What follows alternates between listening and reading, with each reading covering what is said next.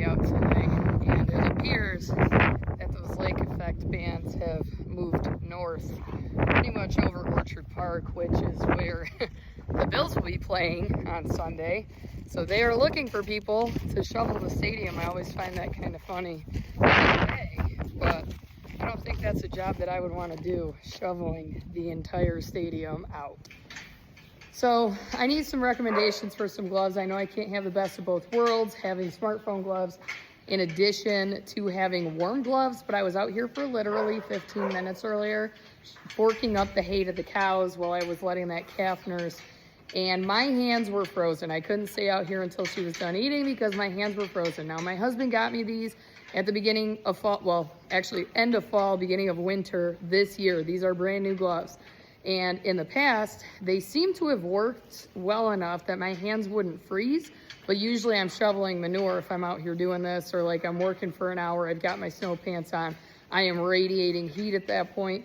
I'm looking for recommendations for decent winter gloves because these, I have a feeling, are not going to do it for me. I know I can't have the smartphone gloves and warm gloves, but I'd rather have warm gloves at this point. I would also like to add that yes, this is the season where I bust out my headband. This is what I wear over my ears because I have many pieces of metal earrings in my ears, and especially in the cartilage area, so it gets really cold. Yes, I attended Virginia Tech. There are always comments about that when I start posting videos of me wearing this headband. It's my favorite one because it just fits really well. And I attended Virginia Tech. That's where I got my master's degree. I graduated in 2012. So yes, I'm in New York State, but yes, I also attended VT. We got some poopsicles in here, so we'll see how much we can clean. Thank goodness my little baby was not born on her due date because she would have been a little capsicle had she been born then. Come on, honey. I do have one calf jacket. I've only ever had to use it one time a few years ago. I had a calf born in late January, which was asinine. The mom ended up getting processed for beef because she has had something wrong reproductively. That calf actually is due in April. You are such an idiot. God darn you, sheep. If anybody, go. Damn you. Maybe she'll follow the calf. She's so dumb. I guess we will have to do what I didn't want to do, which is build a pen in this barn for these two. Or I can let Darwinism take its course, deworm the tiny one, and if she ends up not surviving, survival of the fittest at this point. I know she had been dealt a poopy hand, but my God, she is dumb. My cows are staring at me over here like, idiot, let us out.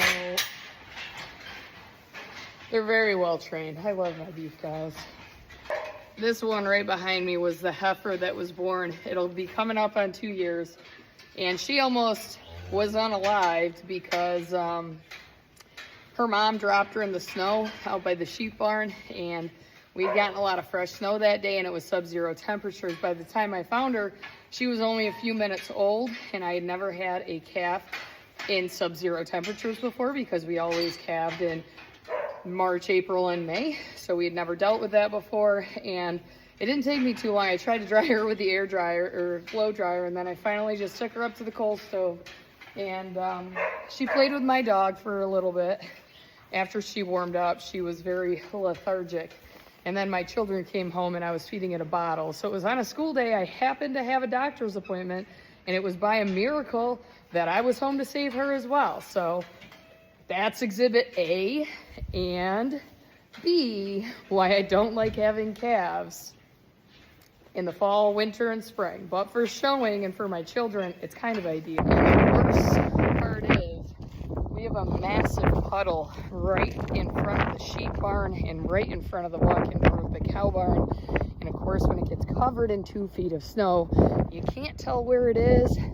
You're walking through there thinking it might be frozen, and then you go almost up to your knees in nastiness. And here's my healer puppy, covered in snow. Ellie, what happened? No, get in here. I think she loves being outside in the snow.